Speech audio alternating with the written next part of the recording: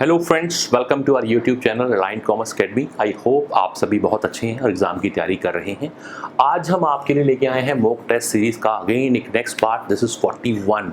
तो 41 पार्ट के अंदर हमने क्या किया है, पेपर 2 कॉमर्स में से एक टॉपिक उठाया हमने, कंपनी अकाउंट्स, जो कि यूनिट नंबर 2 में से लिया गया है, अकाउंट्स एंड ऑडिटिंग में। तो इसको देखने के साथ साथ आप पहले वाले 40 पार्ट्स भी देखें, वो आपके एग्जाम के लिए काफ़ी हेल्पफुल होने वाले हैं, क्योंकि इन एमसीक्यूज़ के अंदर हम प्रीवियस ईयर के पेपर्स के क्वेश्चंस भी कवर करते हैं along with some important questions जो आपके एग्जाम में काम आ सकते हैं। तो चलिए, without wasting any time, let's start our topic. As I said, company accounts में किस तरह क्वेश्चन आ सकते हैं। तो सबसे पहला क्वेश्चन देखें, ये यूजीसी नेट में ऑलरेडी आ चुका है। यहाँ क्या बात कर रहा है ये कि जब भी कोई कंपनी शेयर इशू करती है तो उसकी करेक्ट सीक्वेंस क्या है, यानी बात किसकी हो रही है, सीक्वेंस की बात कर रहा है ये। तो जब भी हम शेयर होल्डर को इनवाइट करते हैं, यानी पब्लिक को हम इनवाइट करते हैं हमारे शेयर लेने के लिए, तो सबसे पहला काम कंपनी क्या करेगी, कंपनी अपने आप को रजिस्टर्ड करती है एक पर्टिकुलर अमाउंट के साथ कि हम थ्रू आउट द लाइफ कितना पैसा इशू कर सकते हैं, कितने शेयर इशू कर सकते हैं, कितना मनी मार्केट से रेज कर सकते हैं। ऑल्दो उसको हम बढ़ा भी सकते हैं बाद में, ऐसा कुछ नहीं है, बट फिलहाल जो स्टार्टिंग में हमने अपने आप को रजिस्टर्ड करवाया, अथोराइज्ड करवाया, नॉमिनल कैपिटल इसका नाम होता है। तो जब नॉमिनल कैपिटल हमारी सैंक्शन हो जाती है, उसके बाद फिर हम करते हैं उसमें से कुछ पोर्शन इशू पब्लिक को, ऑफर करते हैं पब्लिक को शेयर लेने के लिए कि हमारी कंपनी में इन्वेस्ट करें। अब जब हमने ऑफर कर दिया तो ये देखना पड़ेगा कि कितने लोगों ने अप्लाई किया। अगर कंपनी की ब्रांडिंग बहुत अच्छी है, गुडविल बहुत अच्छी है, तो बहुत ज़्यादा लोग अप्लाई करते हैं। मान लीजिए मैंने 1 लाख शेयर इशू किए और 10 लाख एप्लीकेशन आ गई, तो हम बोलते हैं ओवर सब्सक्राइब्ड हो गया। और कई बार कम होता है तो बोलते हैं अंडर सब्सक्राइब्ड। तो हमारे यहाँ रूल आपको पता होगा, मिनिमम सब्सक्रिप्शन शुड बी 90%। तो यानी कि थर्ड पोर्शन क्या आता है हमारा, सब्सक्राइब्ड कैपिटल। अब सब्सक्रिप्शन के बाद कंपनी पे डिपेंड करता है कि कंपनी अपने शेयर होल्डर से कितना मनी कॉल करती है। सपोज मैंने कहा एक शेयर 10 रुपीज़ का है साहब, हम इसकी 4 इंस्टॉलमेंट कर लेते हैं, 2, 3, 2, 3। तो फिलहाल हम ऐसा करते हैं, हम यहाँ तक कॉल कर लेते हैं, एक लास्ट कॉल हम छोड़ देते हैं, बाद में मांगी जाएगी, उसको हम नाम देंगे रिजर्व। ठीक है साहब, जिसको क्या बोलते हैं, रिजर्व कैपिटल। यानी हम कॉल नहीं कर रहे, तो हम कितना कॉल कर रहे हैं, टोटल 7 रुपीज़, तो उसको हम क्या बोलते हैं, कॉल्ड।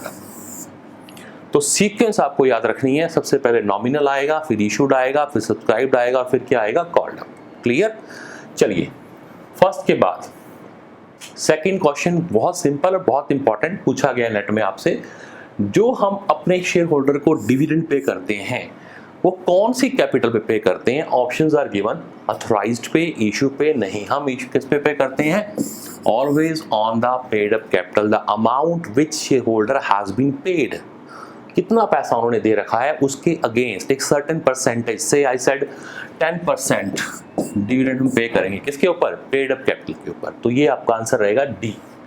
सेकंड के बाद आते हैं थर्ड पे। वेरी सिंपल, क्या होता है, अभी मैंने बात की थी कि हम कुछ इंस्टॉलमेंट में पैसा लेते हैं। I said 2 on application, 3 on allotment, 2 on first call and remaining on the last call, second call.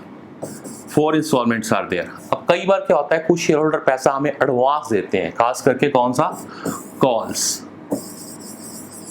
अब आप सोचेंगे एडवांस तो अलॉटमेंट भी आता है, बिल्कुल आता है, बट अगर किसी ने अलॉटमेंट का मनी आपको एप्लीकेशन के टाइम एडवांस दे दिया तो वो इंटरेस्ट को पाने का हकदार नहीं है। Interest is not given up to the date of allotment. Interest की बात हमेशा कब आती है, जब शेयर होल्डर हमें कॉल्स का मनी एडवांस में देता है। तो कॉल्स इन एडवांस इसको बोलते हैं। इसके ऊपर हमारे यहाँ रूल ये कहता है कि उस इन्वेस्टर को इंटरेस्ट देना पड़ेगा। कौन देगी, कंपनी। किसको देगी, शेयर होल्डर को। कितना देगी, तो ये फिक्स है साहब, 12% पर एनम। ठीक है। एक और चीज ध्यान रखना, अगर किसी शेयर होल्डर ने यहाँ ये कॉल नहीं दी, फर्स्ट कॉल, सेकंड कॉल पे उसने एक साथ पे कर दिया, तो उसको बोलते हैं कॉल इन एरियर। तो एरियर के ऊपर कंपनी इंटाइटल होती है इंटरेस्ट लेने के लिए, और उसका रेट हमारे यहाँ कितना है, 10%। ठीक है, ध्यान रखना। ये याद करेंगे कैसे, जब भी नियम बनते हैं, रूल रेगुलेशन बनते हैं, तो जो सेबी है हमारे यहाँ, जो कंट्रोलिंग अथॉरिटी है, securities exchange board of India वो हमेशा इन्वेस्टर फ्रेंडली रूल बनाता है। तो इन्वेस्टर को ज़्यादा बेनिफिट किस में है, ज़्यादा इंटरेस्ट में। तो हमेशा याद रखना कॉल इन एडवांस के ऊपर 12% रहेगा, कॉल इन एरियर पे कितना रहेगा, 10%। चलिए फोर्थ, अब बात आती है कि जब कंपनी शेयर इशू करती है, सपोज मैंने अभी कहा सब हमारे शेयर की फेस वैल्यू है let it be ₹100 but our issue price is ₹1200, बहुत बड़ा अमाउंट, ठीक है ना। बुक्स में पढ़ते हैं 10% प्रीमियम ले लिया, 20 ले लिया, रियल लाइफ में आप उससे कितना प्रीमियम भी ले सकते हैं, जैसे मैंने यहाँ लिया हुआ है। तो क्वेश्चन ये आता है कि प्रीमियम की लिमिट क्या है, जो ये क्वेश्चन था, maximum amount that company can be collected, so there is a no limit. It's totally up to the credibility of the company, how much you can raise through the amount of premium, fine, so unlimited. Fourth के बाद fifth आए। अब क्या हुआ, company ने साहब share issue कर दिए, कुछ शेयर होल्डर ने पैसा नहीं दिया, हमने उसके ऊपर इंटरेस्ट चार्ज कर लिया, कॉल इन एडवांस बोल दिया। बट अगर मान लो एडवांस के बाद भी, यानी हमने लास्ट कॉल तक वेट किया फिर भी पैसा नहीं दिया, तो हम उसके शेयर को फोरफिट कर लेते हैं। फोरफिट मतलब जब्त कर लेते हैं और किसी दूसरे इन्वेस्टर को उसको सेल कर देते हैं, री इशू कर देते हैं।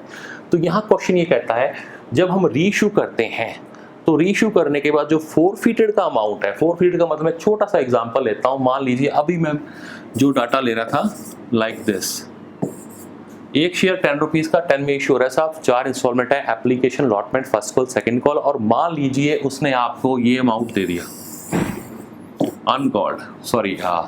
अनपेड, 3 रुपए सेकंड कॉल के शेयर होल्डर ने नहीं दिए, तो हमने उसके शेयर क्या कर लिए, फोरफिट। तो हमारे फोरफीचर अकाउंट में ये पैसा पड़ा है। 3 रुपए का जो 3 रुपए उसने नहीं दिए, तो फोरफीचर में कितना पैसा पड़ा है हमारे पास, 2 + 3 + 2 इट कम्स टू ₹7। तो 7 रुपए हमारे फोरफीचर अकाउंट में पड़े हैं। जब हम इसको री इशू करेंगे, तो मान लीजिए मैंने सेकंड टाइम री इशू करते टाइम उसको डिस्काउंट दे दिया, 10 रुपए का शेयर था, सपोज मैंने 10 रुपीज के शेयर के बदले उससे सिर्फ 6 रुपए लिए, क्यों, 4 रुपए का मैंने क्या दे दिया, उसको डिस्काउंट दे दिया। तो ये 4 रुपए कंपलसेट कहाँ से होंगे, ये लिए जाएंगे इस अकाउंट में से, फोरफीचर में, क्योंकि मैंने ऑलरेडी 7 रुपीज फोरफिट कर रखे हैं, उसमें से 4 रुपीज मैंने काट लिए, यानी डिस्काउंट दे दिया नेक्स्ट पार्टी को। तो अब जो रिमाइंडर बचता है, 3 रुपीज आपके पास रिमेनिंग बचते हैं, उसका क्या करेंगे।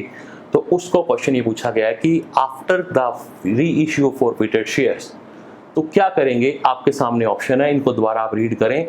तो मैं राइट आंसर पे टिक कर रहा हूं, दिस वन, कैपिटल रिजर्व। एक खाता बनाएंगे कैपिटल रिजर्व, उसको क्रेडिट कर देंगे हम, यानी एंट्री क्या करेंगे, share forfeiture account debit to capital reserve. यहां पर वो पैसा चला जाएगा, जो बचेगा फोरफिटेड अकाउंट में। मेरे वाले एग्जांपल में कितना बचा था साहब, मैंने 7 रुपीज फोरफिट किए थे, 4 रुपीज रीइश्यू में काम आ गए, जो बच गए 3 रुपए वो मैंने डाल दिए कैपिटल रिजर्व में। तो right answer will be the D. Fine, next, अब कंपनी जब शेयर इशू करती है, suppose first time company share issue कर रही है, तो उसने कुछ अमाउंट, कुछ पर्टिकुलर शेयर अपनी कंपनी के प्रमोटर्स को दे दिए। प्रमोटर कौन है, जो आइडिया लेके आया कंपनी को फॉर्म करने का, तो भी दे सकते हैं। तो उस केस में ये कह रहा है साहब कौन सा अकाउंट डेबिट होगा, क्योंकि प्रमोटर को हम दे रहे हैं फ्री ऑफ कॉस्ट। तो उस केस में ध्यान रखना, goodwill account will be debited. तो गुडविल अकाउंट में डेबिट करके 2 में क्या कर देंगे, शेयर कैपिटल। कैपिटल तो क्रिएट हो ही गई है ना, बस मनी रिसीव नहीं किया, तो मनी यानी बैंक की जगह क्या आएगा, गुडविल अकाउंट। तो चलिए 6 के बाद आते हैं नेक्स्ट पे। अगेन नेट में पूछा गया क्वेश्चन है, असर्शन रीजनिंग का क्वेश्चन है, पढ़ते हैं इसको। असर्शन क्या बोला गया है, premium received on issue of share is credited to, कहाँ क्रेडिट करते हैं, सिक्योरिटी प्रीमियम में या शेयर प्रीमियम अकाउंट में, but not to the P&L। बिल्कुल ठीक बात लग रही है अभी तक तो ये, क्योंकि सिक्योरिटी प्रीमियम की जो इनकम होती है वो नॉन रैकरिंग नेचर होता है, कैपिटल नेचर ऑफ इनकम होती है, उसको आप P&L में डायरेक्ट नहीं डाल सकते, प्रॉफिट एंड लॉस में नहीं आकर वो कहाँ आता है, सिक्योरिटी प्रीमियम अकाउंट में। रीजनिंग कहता since share premium is not a trading profit, जो मैंने अभी आपको बताया, it is not being used to distribute among the share holders, so right answer will be the C, both A and R are true and R is the correct explanation, यानी जो logic दिया उसने, उसके पीछे जो reason दे रखा है बहुत सही दे रखा है।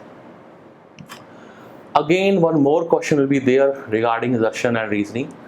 सी सिंकिंग फंड पढ़ा होगा आपने। सिंकिंग फंड, जब कंपनी डिवेंचर इशू करती है तो उनको रीपे करने के लिए हम एक सिंकिंग फंड क्रिएट करते हैं। क्वेश्चन ये कहता है sinking fund is charge, sinking fund क्या है? एक चार्ज है against P&L account. No, it's not a charge. Second reason, sinking fund is created for, logic दिया गया है, क्रिएट करते हैं, किस लिए करते हैं? Repayment of loan. बिल्कुल ठीक है, रीपेमेंट ऑफ लायबिलिटी। तो हम ये कह सकते हैं साहब ए तो रॉन्ग है और आपका आर जो है वो करेक्ट है, तो राइट आंसर रहेगा आपका सी। चलिए come to the next one, बहुत सिंपल। बोनस पढ़ा होगा हमने, बोनस शेयर इशू करते हैं। कंपनी ने प्रॉफिट कमाया बट कैश क्राइसिस चल रहा है, नकदी की कमी है पैसों की, तो हम क्या करते हैं? बोनस शेयर इशू करते हैं। तो बोनस शेयर इशू करने के लिए पैसा कहां से आएगा? Options are out of the reserve created for revaluation. No, revaluation से जो हम क्रिएट करते हैं उसको हम यूज नहीं कर सकते, शेयर प्रीमियम अकाउंट से नहीं ले सकते, प्रोविजन की बात नहीं है। तो राइट आंसर क्या रहेगा आपका?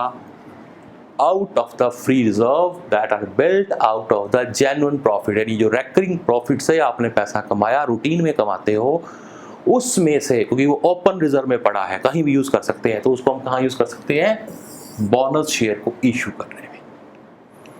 चलिए the last question of the day, again taken from the bonus share. ये कह रहा है सब issue of bonus share must be in accordance with the guidelines issued by, ये नीचे चला गया। गाइडलाइंस कौन इशू करता है? कंपनी लॉ बोर्ड करेगा, कंपनी ऑफ कैपिटल इशू करेगा, सेबी करेगा, या आरओसी। आरओसी क्या होता है? Registrar of the companies. No, यहाँ कौन आएगा? SEBI. SEBI is the authority who provide guidelines to the company regarding the, जो हम पढ़ रहे हैं, क्या पढ़ रहे हैं? Bonus share. तो ये 10 क्वेश्चंस, थोड़े से क्वेश्चन मैंने किए हैं, उम्मीद है आपको अच्छे लगेंगे। And just stay in touch, आपको आने वाले टाइम में टिल एग्जाम ऐसे बहुत सी वीडियोस मिलने वाले हैं जहां आपके एग्जाम में थोड़ी बहुत हम हेल्प कर पाएंगे। तो मिलते हैं नेक्स्ट वीडियो में, till then thank you very much.